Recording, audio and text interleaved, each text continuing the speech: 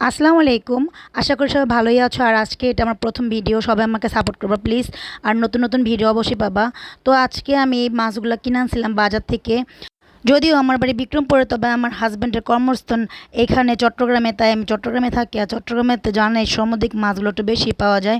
তবে আমার কাছে বরাবরই পাঁচি মিশালি গুঁড়া মাছ, ধরো সব দেশি মাছগুলো বেশি ভালো লাগে, তাই আমি এগুলো আনলাম। তো আজকে আমি কিন্তু অনেকগুলো কলমি শাক কিনে আনছিলাম। ওই যে কথা আছে না, কেউ চায় কেউ পায়, পায় না, আবার কেউ পায় আবার কেউ চায় না, এরকম হচ্ছে কথা। তো এই কলমি শাকগুলো আমাদের দেশের বাড়িতে কত হয়ে থাকে রাস্তাঘাটের মধ্যে, কেউ এরকম করে খায়ও না। তবে আমি এগুলো কিন্তু 20 টাকা দিয়ে কিনে আনছিলাম।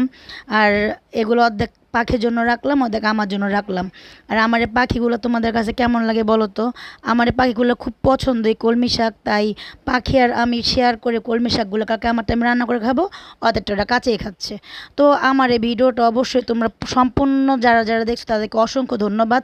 আর এরকম নতুন নতুন ভিডিও পাওয়ার জন্য অবশ্যই চ্যানেলটা সাবস্ক্রাইব করবা। ধন্যবাদ।